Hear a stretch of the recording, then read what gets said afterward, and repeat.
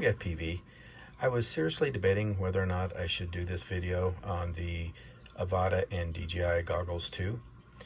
Like most FPV pilots, I've had a love-hate relationship with DJI over the years. I started out in videography drones before I did move over to FPV. I still fly videography drones. I do have a Mini 3. So I went ahead and decided to get this kit because one thing you cannot argue with is that DJI is market leading when it comes to flying cameras. So that is one of the reasons why I bought this kit, as well as when you're flying a DJI product and you take it out, you know it's just going to work. And that's the case with the Avata. I do have a Cine Whoop that I have a naked Hero 6 on it, but like 2 months ago, I went to go fly it and my Hero 6 conked out. Now you could argue, okay, well, there's other, you could use a Peanut or other cameras, but in this case, I just want to be able to grab something quickly. If I have my batteries charged, go outside and get the shot that I want. And I never have problems with DJI products being reliable or being able, as long as I have my batteries charged. Now granted, there are cases where you'll get geofencing or something like that going on, or it'll complain about you needing to upgrade the firmware. But in general, when I want to take a picture or a video, I can just charge my batteries the night before, and I'm pretty much guaranteed when I go out there to the field, I'm going to be able to get the shots that I want. So that's why I like DJI, and that's one of the big reasons why I got this kit. So let's move on to the goggles too. They are a mixed bag, and for me, my interpupillary distance is narrow, so I have these cranked all the way in. So I don't, I'm farsighted. I wear glasses, and for me, with these things cranked all the way in, I really do not get the vignetting that other reviewers have talked about on the edges, and that's just because my eyes are fairly close together, and I haven't had that issue. They are horribly uncomfortable, but if I don't cinch down the strap too tight, I actually get a pretty good picture. In my view, it's very immersive, it's very crisp and clear, but they're not comfortable. I think the V1 goggles, or Goggles 1, are a lot more comfortable once you upgrade the foam. So I'm hoping that they'll come out with more comfortable foam, but I think the trick here is don't cinch it down too tight.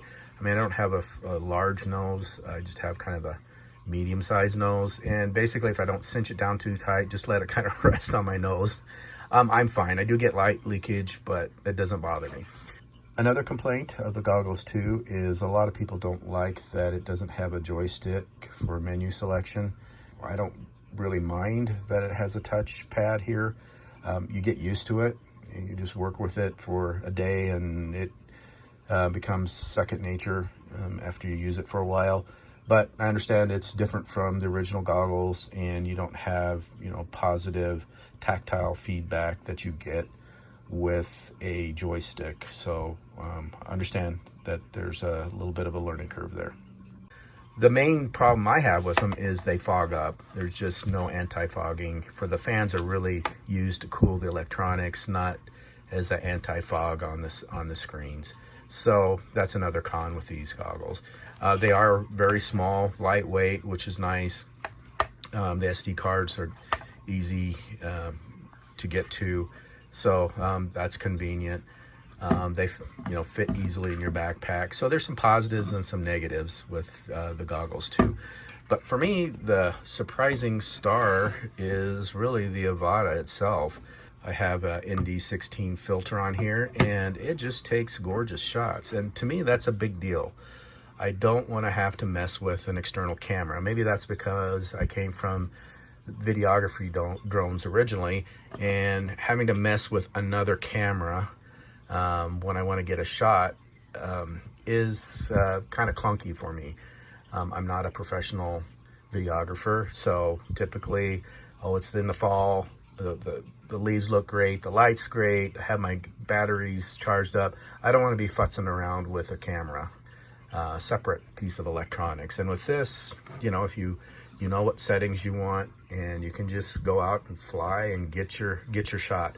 So I was really pleased with this. I thought it might be a clunker, and in fact it's not. And it takes great smooth videos. It's as far as the tune on this thing, it's way better, I think, than the original DJI FPV drone. Prop wash is there, but it's minimal. And yeah, it's not really a freestyle quad. It's not really designed for that, although you can, you know, do flips and rolls and some lightweight, you know, acro with it. It does have something which I call kind of reverse washout. If you really turn real sharply, sometimes it will dip. Instead of, if you're in a real tight turn, coming around with a real sharp turn and kind of a somewhat of a split S, and really crank it hard, a lot of times with a quad you'll get, with a whoop, you'll get what's called yaw washout, where you're diving and it'll just kind of flatten out. This one actually does something that's worse. I'm not sure why. It'll actually dip, and I'll show you a video, real short little clip of where the front will kind of dip and dive this way, which is a little disconcerting way of responding to a real sharp turn. It doesn't do it every time. You have to really push it hard to do it, to get that to come out. But I just wanted to mention that, and maybe a later version of firmware will fix that, but keep that in mind. But other than that, it flies great, and you get really good flight time, 10 minutes, 12 minutes, 13 minutes, and that's even doing some light acro. Of course, everybody mentions the positioning of the USB-C port. It's really hard to get to it.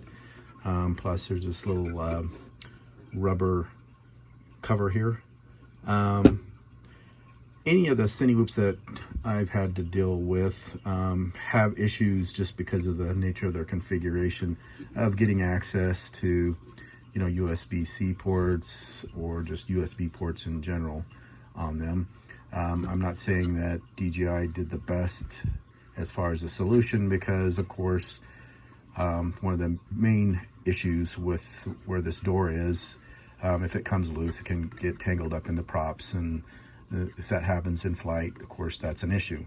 For me, that's not a deal breaker, I guess, because I keep this thing in and checked every flight. So is it going to wear out over time? This seems to fit fairly snugly, and I don't think you're going to be taking it in and out enough times to where it will wear down enough to where that's going to be an issue. I think the bigger issue is forgetting that you have this cover and not seating it correctly, and then you would notice that on takeoff. Most likely it's going to get bound up and it won't even take off. But I understand the concern.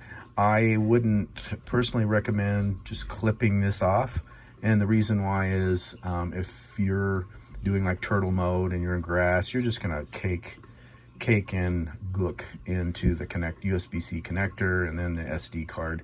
So I really wouldn't recommend that personally, but to each his own. The other thing that helps mitigate this is I'll link the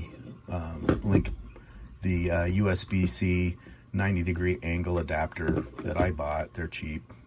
They come in a pack of 2, and that seems to work out slick. Let me get it into focus for me. The other niggle for me is it's fairly loud, but cine whoops in general are loud.